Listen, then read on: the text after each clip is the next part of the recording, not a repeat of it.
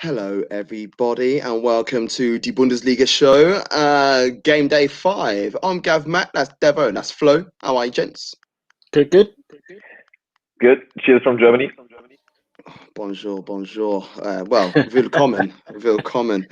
I'm wearing shades today. I haven't had much sleep, so this is what I'm going to do. And you have to deal with it, frankly. I'm not prepared to show my bags to anybody. But if you're listening to the show and not watching the show, then it doesn't really matter what's going on with that. Social media links going down the bottom. Flo doesn't have Twitter. So my cat's come to say hello. Oh, yeah, Hey. there you go. There you go. Die Katze, I believe it is in German. So, It is, yeah. At Two at Top Football, at TFB Dugout, you can follow us there, and you can see the social media link in my screen at Two at Top Football, and Devo's Devo LDN, and Flo is just there doing his thing. Right, so there are still a couple of unbeaten teams knocking around in the Bundesliga. Can you believe it? It's nice. But also I think that the table is sort of shaping up the way that it should be already as well. Certain teams that are knocking around at the top that should be there. A couple of teams at the bottom that we expect to be knocking around there. So yeah, it's still. I still think there is a little bit of excitement knocking around in the Bundesliga. I don't think it's a foregone conclusion whatsoever. And there's a lot of clubs that have got interest in Europe as well, which could shape how the league table will look towards the end of the season. But let's get into things.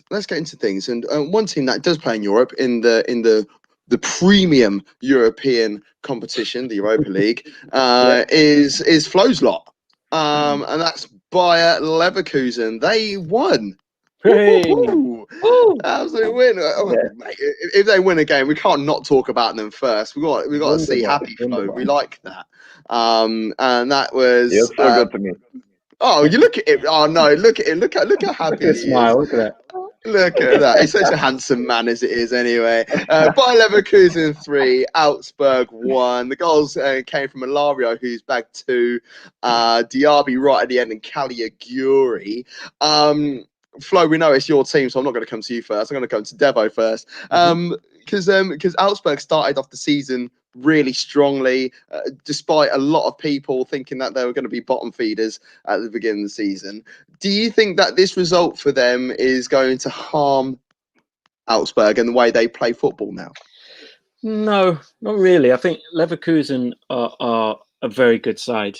They showed it midweek against Nice, where it finally came together and they battered Nice.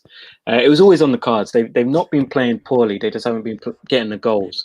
So usually after a little while, these teams find their feet and the goals start to flow, and that's what's happened. So Augsburg, after seeing that result, probably would have feared Leverkusen coming into. And to be fair, they could have had even more. I think they hit the bar a couple of times in this game. They look good going forward. I think Augsburg would expect to struggle in games like this away to Leverkusen. It's not something that they would go there thinking, you know what, this game's there for the taking. But if you would have asked them before the game, they would have grabbed a point. It wasn't to be. But good performance from Leverkusen. I'm sure Flo is very happy with the performance. 2 goals from Alario, who's on form, considering that they're struggling for strikers at the moment due to injury or due to them being sold. It's good to see Alario. It's good to see Alario on the score sheet so often. So that's a plus. That's a major plus. Leverkusen look good. Yeah, nice one. I mean, Augsburg did equalise with Caligiuri, a player who I really enjoy, and he's definitely in my fantasy team as well, which also helps. But whilst it was one apiece, were there any hairy moments that you were concerned about, Flo? Yeah, it were maybe the first couple of minutes after halftime. So when Augsburg scored the equalizer, they had a couple of moments, couple of chances. If they play them in a good way, they can maybe score the 2-1. For example, there was a big cross tackling from, do you say it like that? Big tackle from Dragovic, who intercepted the ball playing before the goal. So if it wouldn't have been there, would have been 2-1 for Augsburg.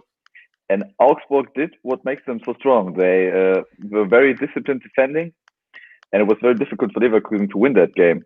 So we needed to play a lot of passes inside the squad, change the ball from the left to the right side, and that's what made Augsburg a little tired in the end. And that's how we won the game. I'm very happy that Alario strikes again, and he's, from my point of view, he doesn't get the amount of respect from the coach he deserves, because if you look at his statistics, he has, like, I believe 41 goals in 120 appearances. But those that's not a bad return. That's And 1 in 3. You want that from a striker, many off at the least. bench as well. Many off the bench as That's well. already quite okay, but he comes mainly from the bench.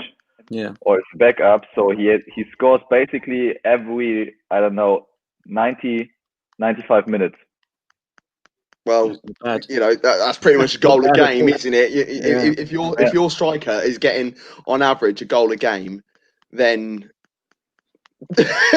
you know. So do you not feel that he gets the respect he deserves, Ilario? No, because immediately after the match, Peter Bosz in a post-match interview was asked whether Alario will play if Schick turns, and he said, we will see. I will talk to them both first. So he was not, like, strengthening his striker at the moment. He was just, like, playing for time. That's what I don't like. He could have said, okay, he played very well. Schick needs to prove himself first, and afterwards he can play, of course.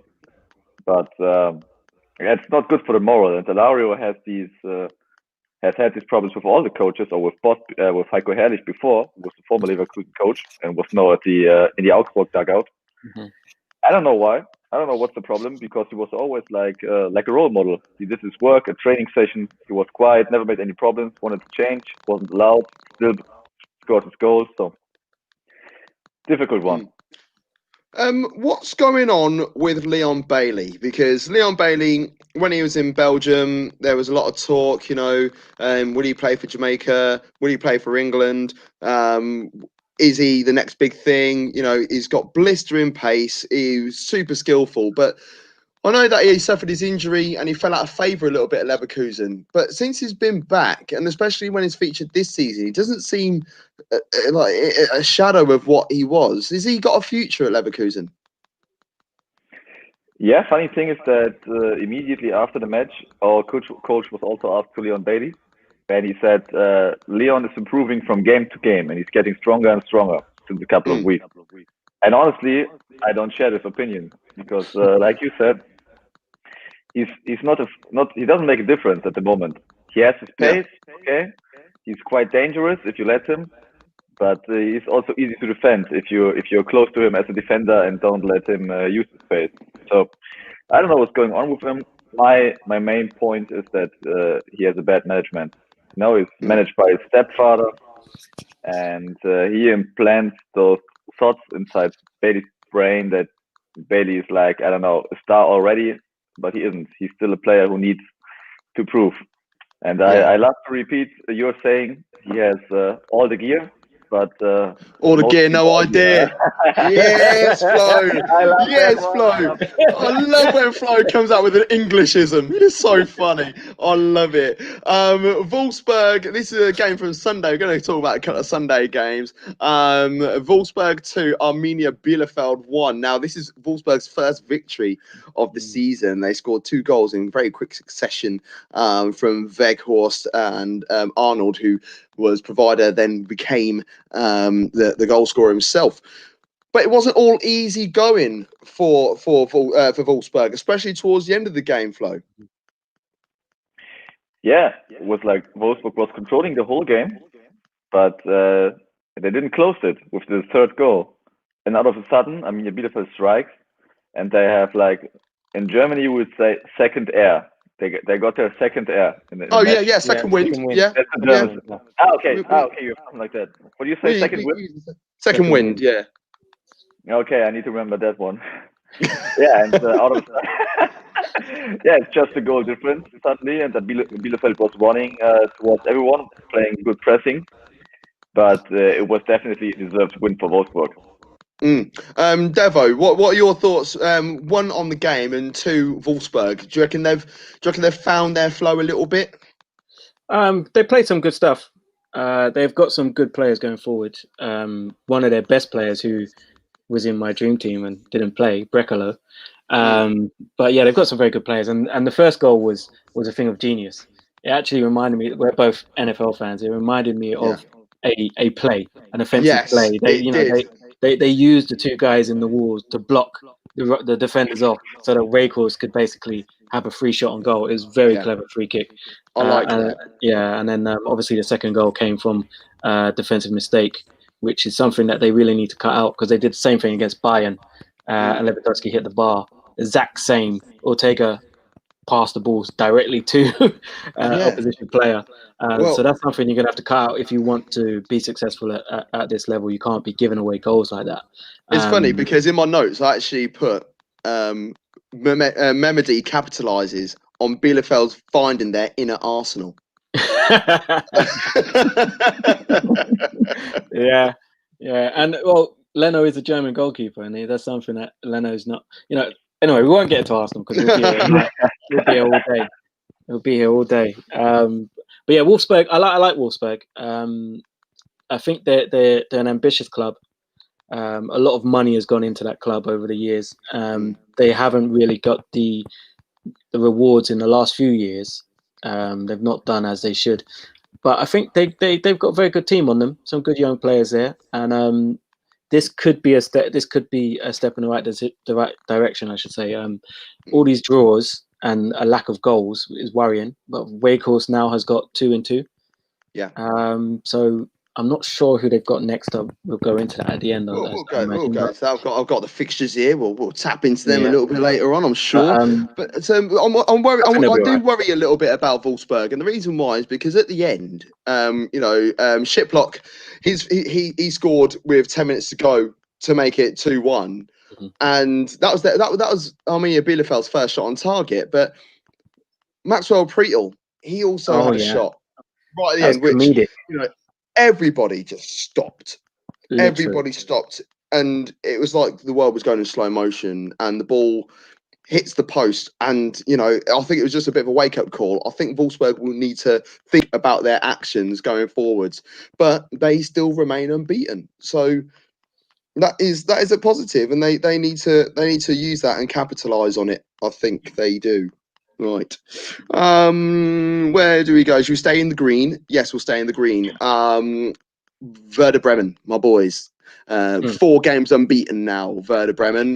They drew 1-1 with Hoffenheim at the weekend. I'll come to you, Devo, first. First of all, I just want to run through the goals with Joel. Eggenstein, he scored after 5 minutes. Geiger. I don't know what it is. I love the name Geiger. Yeah. If I was German, I want my last name to be Geiger. So if I ever come, you know what it means? No, it's going to mean something bad now, isn't it? It's no. Violinist. A violinist. Oh, violin. Yeah, like violin. Yeah, Okay. Geiger is basically that. And that's quite smooth. I would like to say it's a bit like myself, so I'll run with that. The first goal. Yeah, the first goal was from Eggenstein, and set after 5 minutes, and then Geiger, 22 minutes in, the violinist, playing a lovely piece. So Devo, where are Hoffenheim going, and is this the Bremen that you were expecting or not at the beginning of the season? It's not actually. It's better than what I expected from Bremen. Being hard to beat is exactly what you want if you have just escaped relegation the previous season. You want to become very hard to beat, and Bremen are proven to be that at the moment. As for Hoffenheim, again, no Kramaric, and they don't look the same side without him. They had enough about them to win this game. They had a few chances. They just couldn't put the ball in the back of the net. Some good saves from Pavlenka. But I think Hoffenheim, they're good going forward. They've got some very good players. They're quite resolute at the back as well. I think Hoffenheim, as Flo said in the first episode, they could surprise a lot of teams, and they've done that so far this season, and they'll do it again. As for Bremen, I think I was a bit harsh on them when I predicted them to be struggling and in the relegation. I think they'll be okay. I think there's a lot worse teams in the Bundesliga than Bremen this season. Yeah, Flo. What are your thoughts on that? Same sort of question. I'm a little bit surprised by Bremen. I didn't expect them, or yeah, I didn't expect them to perform so well because on the one hand, I really don't like them. That's why I'm hoping they're in the battle for relegation again. But that's a Let's be personal honest with issue. each other. Doesn't matter. You know, I can't stand them. I hope they either go down. But on the other hand, they weren't able to afford any new or better players for their squad. So the squad didn't change massively into a better way. And it turns out that the injured players which came back like Füllkrug. Füllkrug is vital for them. Füllkrug was I like hurt Fulcroy. in that match. I'm interested in seeing how they behave in a couple of next matches without him, because Füllkrug is kind of the Kramaric for Werder Bremen. And Yes. if he's there, I believe they can have a stable, a steady season, just away from the relegation zone, but also away from Europa League promotion, because I don't think that the potential is high enough in Bremen. Hoffenheim, by contrast, I believe they're Europa League contender again. As Devo said, they can beat anyone, but they can lose against anyone. If they get a little bit continuity, they will be quite fine playing for spot 7, 8, maybe 6 with a little bit luck, and of course with Kramaric, because as we have seen the last 2 games, he's the most important player for them. I think Hoffenheim are their own worst enemy. I think that's what the issue is, because yes, we have seen it. They've beaten Bayern, and it's not like it was a fluke result. They controlled the game, they controlled everything, and then they ended up losing the following game. So they need to work on their own mentality, and once they do that, they'll be all right. But there's one player who is there at Hoffenheim who I really do enjoy, and that's Robert Skov, signed from Copenhagen last season. And he is quite a special talent. He's only 23 or 24 as well. He's got a wand of a left peg. You know, he could have won the game really with that free kick that hit the bar. Almost broke the bar. Oh, yeah, exactly. Yes. Do you think that it is a stepping stone? Personally, I think he's ready to go on to move to big things. But do you think he's a stepping stone, boys, or do you think he's found his level? I'll go to you first, Devo. I think Hoffenheim is a stepping stone for most young players that go there. I think most will view it as. I think Hoffenheim themselves are happy to do that because it's good financially. So I think he does look a very good player. I don't think he would want to see himself at Hoffenheim for 4, 5, 6 years. I think if you're a player of ambition, you'd want to show that you're talented at Hoffenheim, and then hope to move on to one of the bigger sides. So I don't know, either your Dortmunds or your Bayerns or elsewhere in other lands. Flo, do you think Skov's the real deal? First of all, what do you mean with stepping stone? So, I forget that you don't know these sort of things. My camera will be back in a second. Don't worry about that. But yeah. So basically, is Hoffenheim the level that he should be playing at, or is he using Hoffenheim to get a big move to somewhere else? Okay. I say if you are a young player at Hoffenheim, or if you change to Hoffenheim as a young player, your ambition must be to change a couple of years later to a bigger club, because that's the model of Hoffenheim, the idea behind Hoffenheim. And I think he has the abilities for it, but maybe needs 1 or 2 seasons more to show them. At least he's able to play on a position as a right back or left back maybe, which is needed everywhere. You need good fullbacks, so I can imagine him changing the club in a couple of years, 2 years maybe. But he needs to perform in the Bundesliga first, of course. Good stuff. Right then, Cologne. They haven't won a Bundesliga game in 15, and like at the end of last season, they were scratching around for a victory, but waiting until the last couple of seconds to try and make things happen. They lost their big boy up front as well, but it's still a struggle for them. They drew 1 apiece with Stuttgart, who they've got so much heart and desire, Stuttgart, and they opened the scoring after just 24 seconds with Mangala. Great goal. It's not quite the quickest goal in the Bundesliga, in Bundesliga history. I believe it's after 9 seconds, the quickest one, but Exactly. I don't remember who it is. So you may have to school me on that one. But I can tell. Yeah, tell me. I need to know this. You really don't remember? I thought you were joking because it was. No, I'm being serious. Player. Was it a Leverkusen player? Yeah, 2. Was it Stefan Kessling? Has scored after 9 seconds. It was one time. It was, I believe, I don't know if it was Volland or someone else, but playing for Hoffenheim against Bayern Munich 2 or 3 years ago. And it was Karim Bellarabi, that I know for sure, at the first match day of season 2014, 2013, I believe, something like that. Yeah, I think I remember that one. He scored that one. And Karim Bellarabi is really the guy for the goals to remember, because he also scored the 50,000th Bundesliga goal. Yes, I did know that. I did know that one.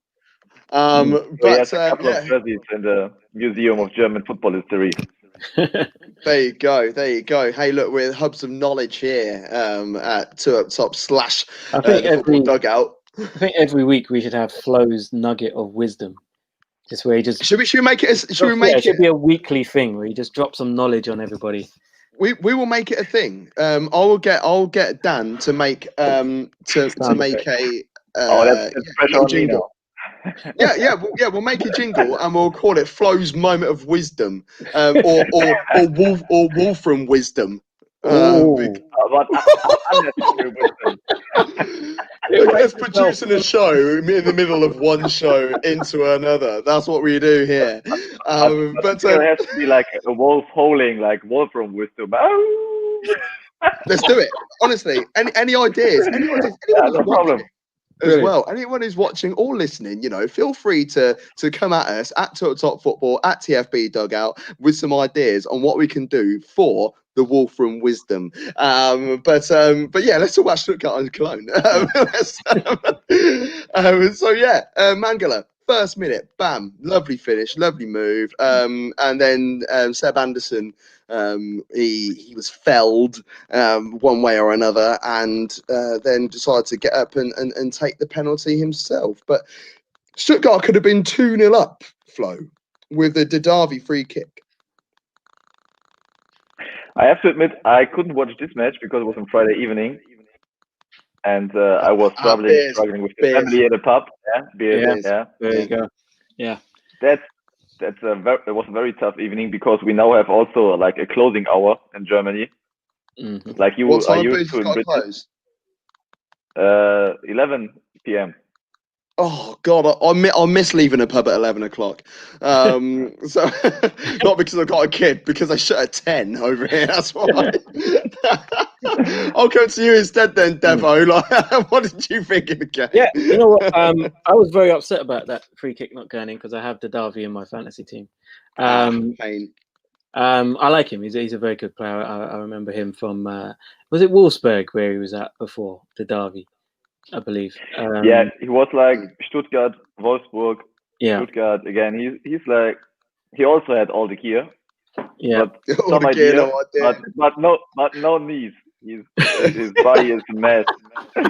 If he would have a good body, he would be a way better player. He's a good player in there. There's a good player. Yeah. Oh my God, Flo, you actually kill me, man. Stuttgart, I like watching Stuttgart this season. I've enjoyed watching them. They look a good side. Kind of fearless in the way they play, and they just keep coming. Just keep coming at you. And I think they're unfortunate to draw this game. I think they deserve to win this game. I think so too. Cologne will be very, very happy with that point.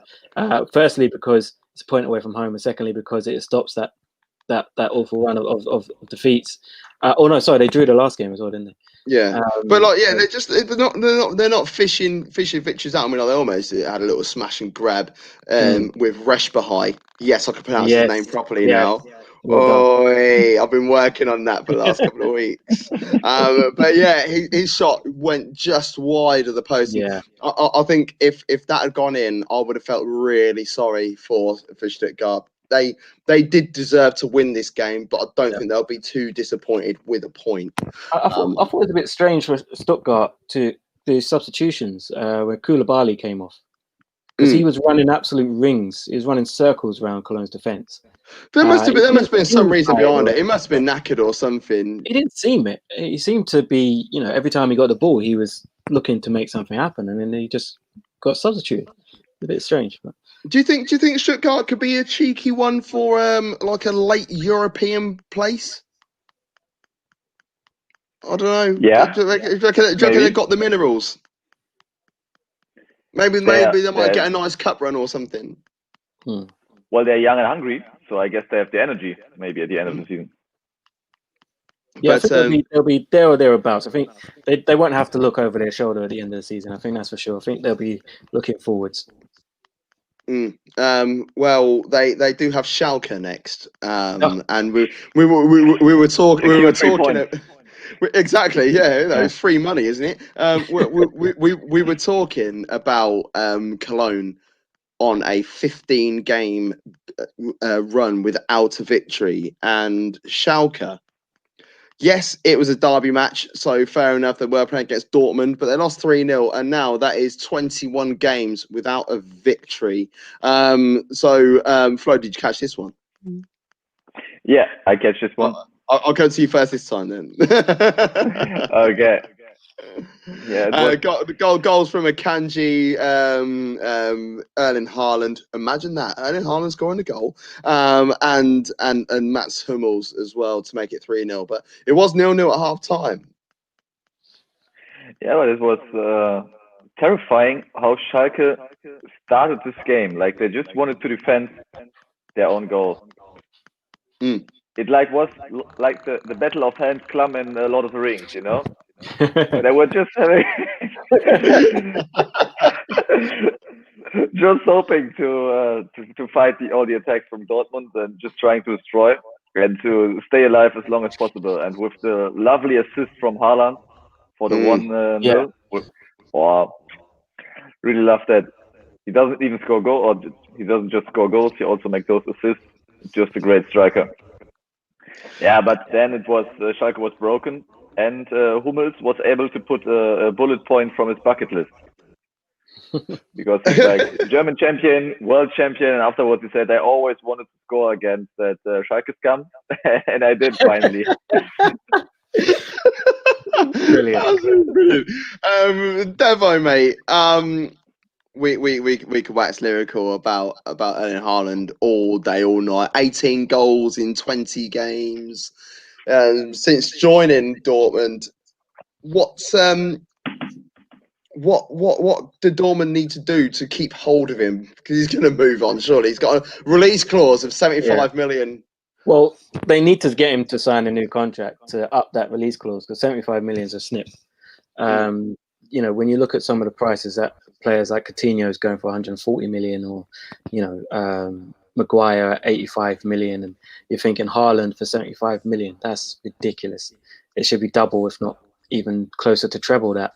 The guy's just got it all. I mean, his goal. When you look at his goal, it looked like he was going nowhere.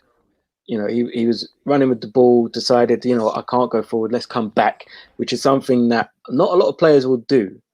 It's something a lot of players will think, I need to go forward all the time. So, no, okay, there's nothing there, let me come back, pop the ball off to Sancho, and then his first thought was, let me get into a dangerous position. And he just took off. It was very poor defending from Schalke, because it was a straight line. He ran in a straight line. He didn't. There was no. He didn't have to divert. Yeah, it wasn't particularly great movement on Haaland's part. It was just, I'm going to try and get myself into this space, and he just took off at speed. And there was a bank of 5 defenders, so the fullback and the centre back are both watching him run into this space, and neither decided to close the gap and let the ball go wide. It was played straight through the heart of the defence, and then you saw his finish. It was a just top finish with his right foot. Wrong peg as well. Yeah, chocolate peg. Brilliant finish. The kid's got it all. He's got it all. He will score many goals throughout his career. I think his numbers or something for over the last year was something like 57 games, 56 goals in all competitions for Salzburg and Dortmund and national team. Ridiculous numbers at that age. Different types of goals. I think that's why I enjoy him so much. There was a goal that he scored against, I think it was against Northern Ireland in the last European breaks. And yeah, people can say, yeah, but it's Northern Ireland. But I'm sorry, the way he took the ball out of his feet and finished it, the whole technique. Mhm. I don't think I've ever seen a striker like it in terms of having so many different facets to his arsenal. It's incredible watching this young man play, and the fact that he is 20. You know, he's got to be a shoo-in for the Golden boy. Golden Boy. Got You to know, be. there's a couple of other players that could be saying, "Hold on a minute, I think you should be remembering me." But Sancho's, I suppose. Sancho's there as well. yes, Ed Hall, one of the boys from Two at the Top, take the blue pill. Trying to come out with some Morpheus thing going on here, with my shades on. Cheers, Ed. Thank you very much. Bro, the light is that bright. You need sunnies, just turn it down. Imagine having a child that doesn't sleep at night, Cotton. Honestly, the whole Two at Top boys is. And I'll tell you what, right, boys. Before you start slating me, watch Devo on his lot, the football dugout, yeah, and watch Have Hope. Have Hope. He wears shades, right, in the dark. But do you know why? Dark, bruv. Can I let you in on a secret? Why he wears the shades? I would like to know, actually. It's so that he won't be recognised in public.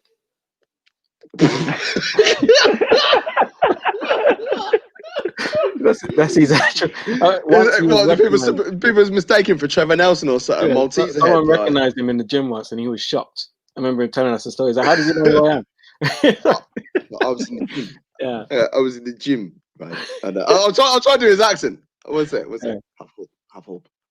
I was in the gym, and someone come up to me and said, "Are you have hope?" Was that good? Nah, that's rubbish. Yeah. We ain't gonna do that again. Right. So anyway, Dortmund. Are they just gonna finish second or third again? yes. Lovely. Can I just say as well, just about Schalke, just because I'm running out of different ways to say that they're shit, and I don't know how to. Every game. I have one. I have a way. It's like when Schalke, when they had their last win, and afterwards you had sex, your baby would have been there by now. So oh my god! Wow! So you have like a whole pregnancy between the last win from Schalke until now. We have, we have both had kids since the last Schalke victory. Our babies haven't been made since the last time Schalke had a victory. That is, yeah. Maybe they have been made after that Gregoritsch scorer against Borussia Mönchengladbach in January. Yeah, exactly. Wow. Hey, look, it works out. Yeah, it was end of Jan because I was in Los Angeles when. Hold on a minute. Oh dear. I could hear her laughing in the background. Leipzig 2, Hertha Berlin 1. The goals.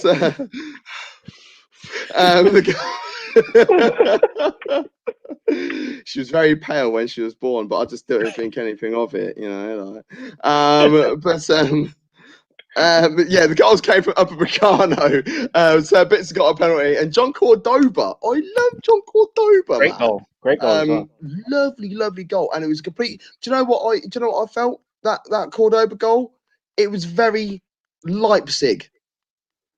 The move was how Leipzig play. It's almost like they said, right, we understand what Leipzig do, so therefore we need to combat it by playing like them. And it worked for them for a short amount of time. And yeah, but it looked they were in control that first 10 minutes, which was nice to see. It's nice to see a team go at them. It absolutely damaged my acca, but Luca Bacchio was involved. And he looks pretty good. I do like Luca Bacchio anyway. Watford missed out there. But yeah, Upamecano, he looked like a good old striker. Beating people off to make it one apiece. Poor defending, but great finish. You can't stop him, Upamecano. If he wants to, he's a little bit like Lucio. He looked a little bit like Lucio, in his best time. When he wanted to score so massively, Lucio also had these moments, and no one could stop him. Yeah. Hertha Berlin made a change at half time. They took off Pekrik and brought in Dervasio Zyfoik. And 5 minutes after being on the pitch, he was then sent off. He made two really silly tackles on Nkunku. The second one I thought was a little bit harsh. Yeah, if you're on a yellow card, don't give the referee a decision to make. Yeah. That's what I say. And it happens so often. You're on a yellow card, walk a tightrope. Don't throw yourself into things. What Labadia said to the player afterwards? Well done, pal. No, he says, what's the week? What's the don't waste them all now, Flo. Don't waste them all now. We've got the rest of the season. All media would have taken this sentence. Every headline was, "What's the week? What's happening in Bremen?" 5 minutes on the pitch. It was like girlfriend's calling, "Hey, I'm home alone. Yeah, come over." And he was like, "Okay, give me a sec." Oh my god! I don't know what Stanley is thinking. He must be getting some tuntun that evening. But that's four defeats now on the spin for Hertha. Should they be worried, Devo? I'm worried because I gave them I bigged them up, didn't I? I thought they were props. You did, I thought they were going to do well. So maybe I've given them a bit of kiss of death. It's probably all my fault. Should they be worried? It depends on what their ambitions were at the beginning of the season. Because I don't think it's going to continue. This run's not going to continue. They're too good. You've got too many good players for this to continue. They've played well in most of the matches that they've lost. It's just lapses of concentration in the defense. For example, the penalty that they gave away was a stupid challenge by Cordoba. Yeah. Striker's challenge. There was no need for him to do that. Yeah. And that's cost them points. So most of the games that they've played, they've had instances like that. So if they can just cut out the individual mistakes, I think they'll be fine. They look good going forward. Some very good players going forward. They just need to concentrate defensively. Let's flip it though and talk about Leipzig for a moment, Flo. So Leipzig, they've come from behind to get a victory at home where they struggle so often from about sort of January time through until the end of the season. Do you think a victory like this will help them kickstart their home form? Yeah, I can imagine, because the many draws were last season. It's like a psychological trick. If you say, okay, it was last season, like 8 draws at home, let's just skip it. Let's just leave it behind us, and we focus on what's coming next. And it looks really good what they're doing at the moment. So they have every reason to look forward to the next games. Well, Leipzig have got Man United tonight in the Champions League. So Man United, we don't know which Man United. You don't know which Man United team are going to turn up. Come on, Leipzig. It was Julian Nagelsmann in a pre-match interview. He said, "First of all, I'm gonna tackle and kick Schalke." with a smile, because Nagelsmann was a huge Bayern Munich fan as a child, and he watched the '99 Champions League final, of course. And he said, like, Solskjaer broke my heart. Ole broke my heart. So I'm gonna kick him first, and then we're gonna shake hands. Every time I think of that final, I don't think about the goals. I just think of two images. I think of the we're 1-0 up, and then the shock on his face from Lothar Matthäus, and then the Sami Kaffour beating the floor. It was even that made it to the intro reel of the Champions League, but it was on channel when it was on ITV. Yeah, I think that came up before the end bit. So here's why it is. So unlucky. I saw something. So it may have just been a nonsense report here in England. about Nagelsmann saying he's going to quit Leipzig at the end of the season. Is there any truth in that rumor? Yeah, what's going on with that? I mean, like, I do keep reiterating that he has got a house in Bavaria. He bought it, him and his wife. You know, Ingolstadt. That's Bavaria country, isn't it? It's down the road. Is Ingolstadt? That's in Bavaria. That's in Bavaria, because what I was gonna do one year, I was gonna fly back out to Munich, but the flights were like 300 quid return. And I saw a flight to Ingolstadt. I remember it was there or Memmingen. That's why I was like, which one is it? And Ingolstadt, it was like flights were something like £25 return. And then a train from Ingolstadt to Munich was €30. So I was like, well, let's save some money here and spend the rest on beer. But I ended up going to Berlin instead. And to be fair, the Munich airport is so far out of Munich. you might as well go to Austria. Might as well do it. Leipzig. Do you think they'll beat Man United tonight? Do you think Man United will get the upper hand? I think they're at least up for a surprise. Or is it a surprise if Leipzig beats Man United? Maybe this should be discussed, because last year's semi-finalist Leipzig against Man United was like, I don't know, best of 16 or group stage or what? I think Man United got to the Europa League. Was it Europa League semi-finals or quarterfinals? Yeah, lost to Sevilla, didn't they? Yeah. Yeah, true. In Sevilla? Yeah, it was Sevilla, wasn't it? Yeah. Well, there you go. I hope Leipzig beat them. I like Leipzig. I definitely haven't ordered a shirt. So Mainz and Borussia Mönchengladbach. Don't worry, Flo. I still have a little bit of love for Leverkusen. You know, I've got one of those. I don't have a Bundesliga team. But felt that you can't take Leipzig. You can take every other team, even Munich, but not okay. Maybe not Cologne, but you know, Leipzig. No, I wouldn't do it. Which is hated by everyone because it's like just a marketing product from Red Bull. You know. Do you know what? It has nothing to do with the football structure from the traditional German football club. It's not even a club. It's okay. Leverkusen is also not a club, but Leipzig, they have like 25 members because membership costs about €1,000 a year. But the thing is, I do like a lot of Leipzig players, and that's the issue. And I do like Nagelsmann, but I agree with what you're saying. I don't like the idea of the brand and how they've gone around it. But I love Sabitzer. I love Angelino. I know he's been a bit of a journeyman or whatever. You know, like, and Kunku. Still go with that Cunha left. You know, I just you know, Olmo, good play. They've got some good players. So yeah, I do have a little bit of love for them. But we'll talk about Mainz and Borussia Mönchengladbach. Gladbach, I do feel for them because they got a point against Inter in the Champions League last week. They should have closed it out against Real Madrid yesterday, but they didn't. But I still have time for that. I mean, they made 5 changes for this game in preparation for the game, for the Real Madrid game. Excuse me. And they didn't start with Player. They didn't start with Thuram. They didn't start with Hoffman.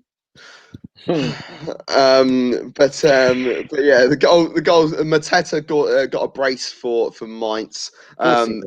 And the goal, of course, he did. And the goals for Gladbach came from Hoffman, Hinter, and Stindl. But Mainz had them on the ropes for a bit, didn't they, Devo? Yeah, I feel so sorry for him. I feel really sorry for him because although they lost, they can really take a lot of positives from this game because Borussia Mönchengladbach are a good side. They drew with Real Madrid, as you just said, and Mainz had the better of them for most of the game, to be honest. Mateta took his first goal, was a bit scrappy, but good play from Quaison. And the second goal from Mateta was a brilliant finish. And they looked like they were going to go in and get the 3 points. And then it all just kind of fell apart. And it was a bit heartbreaking for Mainz. I do feel for them. But I think if they can just encapsulate that performance against a lesser side, they will win games. If they can continue that form, they will eventually come out of this horrible form that they're in at the moment. Quaison, Palermo legend, by the way. And then yes, Flo, Gladbach. Do you think they were focused too much on this Real game, or do you think they might have been a bit complacent? 5 changes in the squad there, you know, is. Do you think that they thought they were going to have an easy ride against Mainz? No, I don't think they underestimated them. I think it's just a thing you have to do at the moment. Make changes, and if you have depth in your team, let players play. You know, and I rather believe they were more surprised by the way Mainz acted. You know, Mainz was very confident all of a sudden, or out of nowhere, even after they conceded the first goal. And as Devo said, it was a very good step in the right direction for Mainz.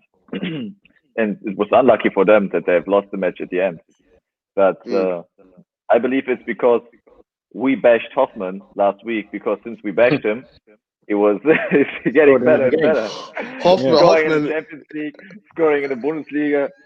You know, he's had a cap for Germany recently as well, and it's like Hoffmann is probably one of the most dead players of all time. He didn't just score at the weekend; he got an assist as well. It was him who whipped the corner in for Hinter as well. He has like 5 assists or 5 assists, 6 goals in the last 5 games or something like that. So he's really on fire.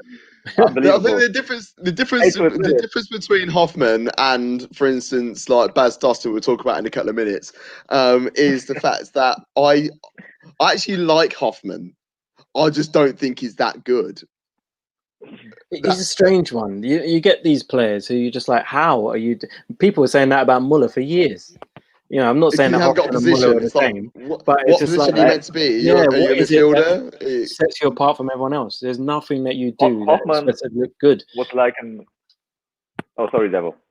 No, that was no. Go on. I didn't want to interrupt you. It was like Hoffmann is like an unfinished talent. You know, he was 5 or 6 years ago when he started had his first footsteps for Dortmund. He was like, oh, he looks quite good, but then he became older and older. Switched to Gladbach, was on loan to Mainz, and never could fully succeed. And out of a sudden, he does. I just can't believe he's got a cap for Germany, man. Hard work. I like him. That's the thing. I like it. I'll tell you who he reminds me of a little bit. Michael Antonio. You know, it's like, so what's your best position? No one knows. What are you actually here for? What are you actually doing? I like you, but I don't know why you're here. But Michael Antonio's scored the second most goals, I think, since either the turn of the year or the restart. It might be the restart. It's the restart. Remember, he scored those 4 goals against Norwich or something as well, didn't he? So yeah, there you go. Madness, mate. We feel that we have to talk about the main team, despite them not being top of the league in Germany, and that is Bayern Munich. Bayern Munich, they won 5-0 against Eintracht Frankfurt, and Frankfurt are normally quite dodgy. Dodgy opponents for Bayern Munich. You know, there's every now and then they pick up a little cheeky result, a bit like Hoffenheim. But Lewandowski had different ideas, and he scored a perfect hat trick, which I do have a lot of time for because he is the best striker in the world right now. Better than Kane, better than anyone else. He is the number one right now. It has been for about a year and a half, 2 years, 3 years. Sane bags as well. That's easily goal of the month for me. Sane's finish. He's there to replace Robin, and he said, "Okay, I'm Robin. Let's do that. Let's do it." Exactly. I'm going to run down the right wing, cut it on my left peg, and bang it in the top corner. That's what I'm going to do. And then Musiala, young English lad. He's definitely German. He looks about 12. There's nothing wrong with looking 12. He looks young. I'll get ID'd all the time, so it's cool. But Bayern, Frankfurt. It was gonna be a win for Bayern anyway, but did you expect Devo for this to be such a comprehensive victory? Kind of, yeah. Just because that's kind of what Bayern Munich are doing at the moment. It's kind of the mood they're in. You know, they're just bullies, aren't they? You know, Mm. I think for me, Kimmich has become the informed central midfielder in world football. He's integral to everything that Bayern do. The amount of assists he gets, considering that he was a right back or he played defensive midfield before. Now he's moved into that kind of creator role in central midfield, and he's taken to it as if he's always played that role. Yeah. He's just tearing teams to shreds with some of the passes he's making. I mean, like, he does, but do you think that because he hasn't got some mad South American name, or because he does it so casually, do you feel that he doesn't get the respect? Once again, like when it comes to respect, like, do you not feel like he gets the respect or the plaudits that he should deserve? I think the problem is that because he was a right back, a lot of people see him as a right back playing at central midfield. They don't see him as a central midfielder yet. And that's fine. I think he will continue to play in central midfield and continue to excel. And sooner or later, people are going to have that conversation. But I think the partnership, him and Goretzka, that is the best central midfield partnership in world football at the moment for me. It's got everything. Find me a better one. Yeah, that's what I would turn around and say. Find me a better one. Yeah, for me, it's and then Lewandowski up front, it's just not fair. Yeah, it's not fair. It's cheat code. Absolute cheat code. It's like playing NFL fantasy last season and having Lamar Jackson as your quarterback for last season. NFL fantasy, please. Did you get? So I got bummed this week as well. I was 4-0, and now I'm 4-3. It's not looking good.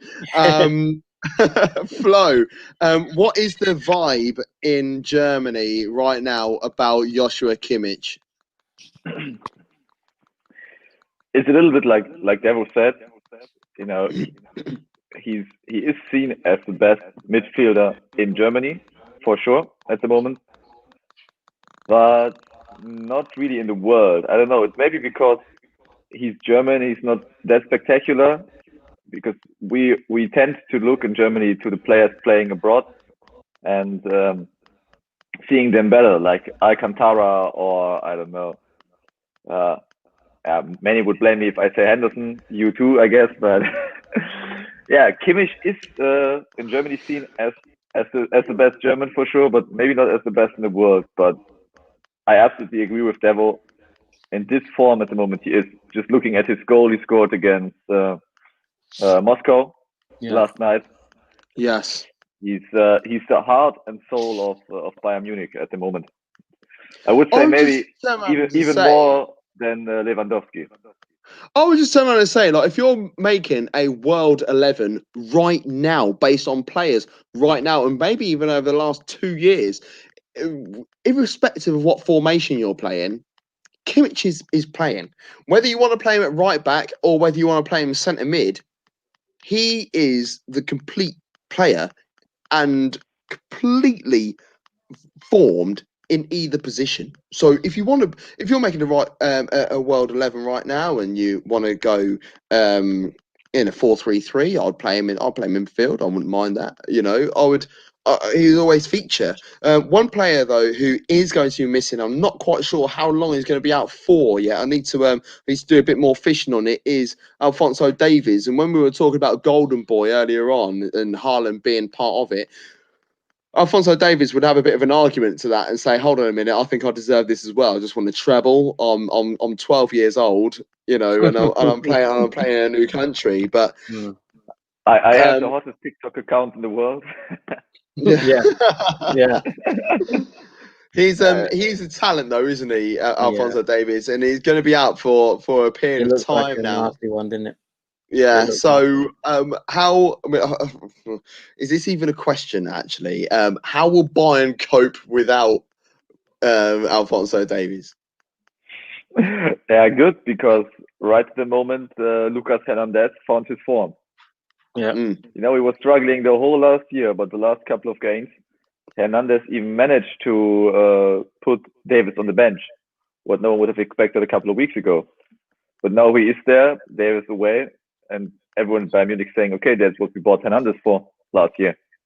And if Hernandez doesn't work out, they just push Alaba to left back. Yeah, put him back. Maybe, they've yeah. got options. They've got options. And he's more than comfortable in that position as well. But Bayern, they're flying again, and they're looking pretty good. The last game that we'll briefly run by is Union Berlin 1, Freiburg 1. Karius still fails to make a debut for Union Berlin. Freiburg, we still know is the greatest night out in the history of Germany, according to Flozif down there. Grifo, Vincenzo Grifo is a wonderful footballer. Is he wasting his time at Freiburg, Flo? No, he's not, because he only works with Freiburg. He tried. Yeah, you have those players sometimes, and he wasn't working in Gladbach, he wasn't working in Hoffenheim, so he wasn't able to take the next step when he should. And now he's playing in Freiburg, and he seems to be exactly at the right spot. He is stepping stone at Freiburg. Yeah, is it correct? He's stepping stone at Freiburg. Yeah. Yeah.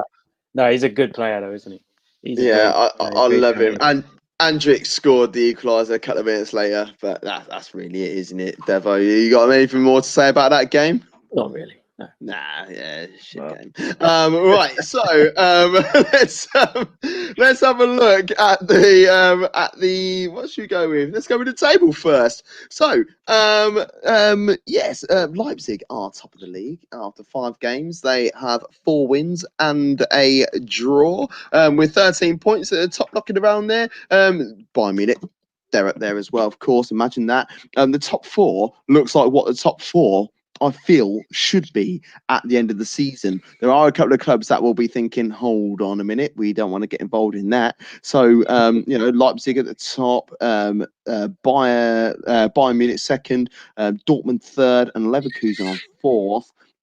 They are, whose baby is that? Is that your baby? That's my baby, yeah. Yeah, my baby was doing exactly the same. Literally. There's another game. Our babies are in a sync. There's another game we could play. Whose baby is that? Yeah, exactly. Oh, do you know what? Should we bring that? We're going to bring that in next week. Let's do it. At the bottom of the table now, Schalke. They picked up their first point of the season last week. So therefore, they are in 17th place, and Mainz are bottom with 0. So that's the table knocking around there. Who we got there? Good to see Bremen getting up there again, says Kevin Batman, the Norwegian German, who is loving life with Bremen in 7th place. And you never know. Let's have a look at their fixtures, because Bremen, they have got Frankfurt away from home, and Frankfurt will be licking their wounds as to what happened last week. Now, I watched the games from the weekend, yet I also watched a bit of the highlight show and stuff, and they're also talking about this game on Friday, Schalke and Stuttgart being a potential relegation battle, potential 6-pointer.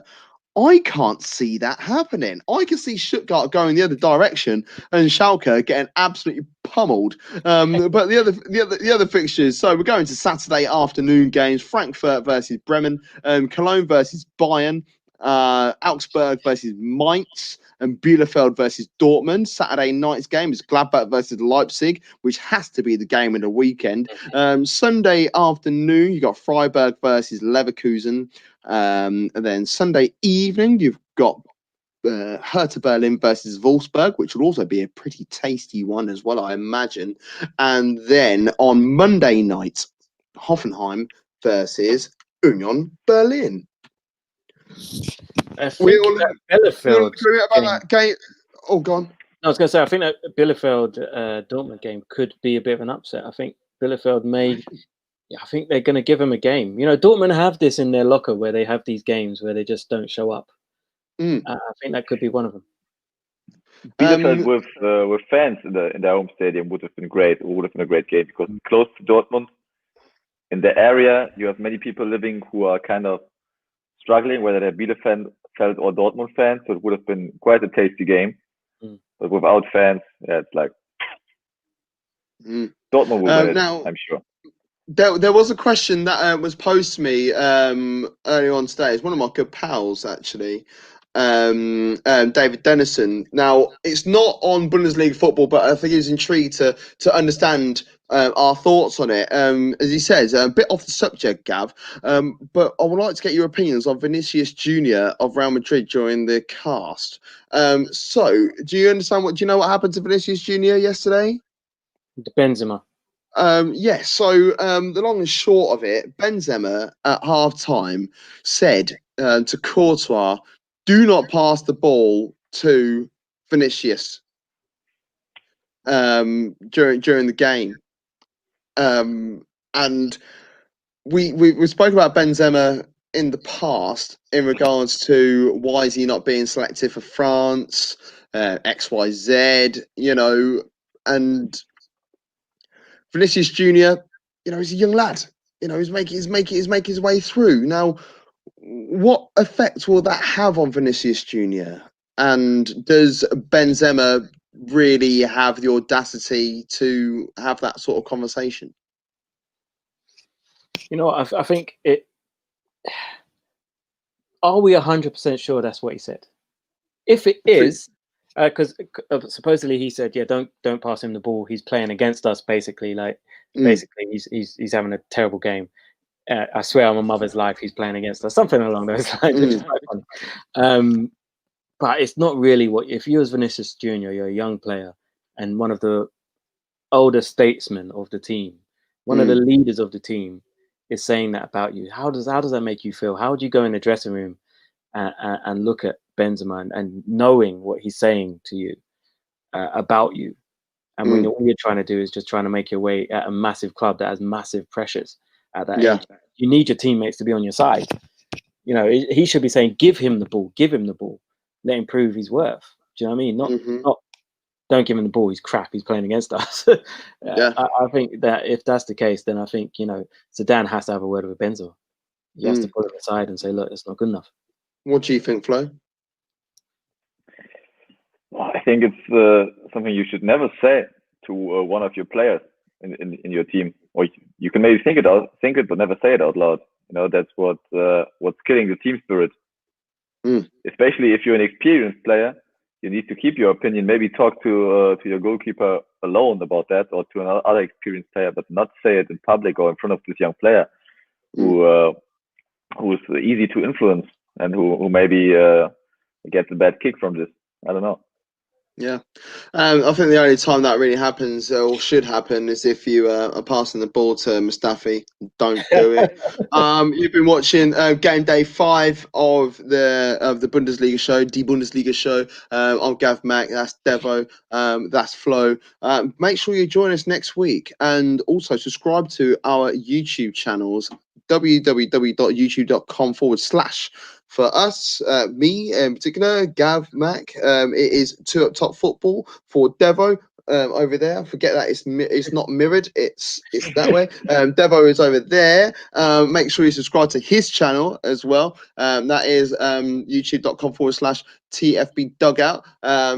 They have loads of crack. It's great. Honestly, I love watching their show, particularly the Friday night show, the Q&A session in particular. But yeah, make sure you subscribe to both channels. Flo doesn't have a channel, that's why he joins us. That's he's a good lad, and we like Flo, so it's safe. Yeah, no, thanks for joining us. We'll be back next Wednesday at 7 p.m. where the show will be live on the Football Dugout channel, and then you'll be able to catch it back on other platforms. But from myself, Gav Mac, from Devo, and from Flo, thank you and good night.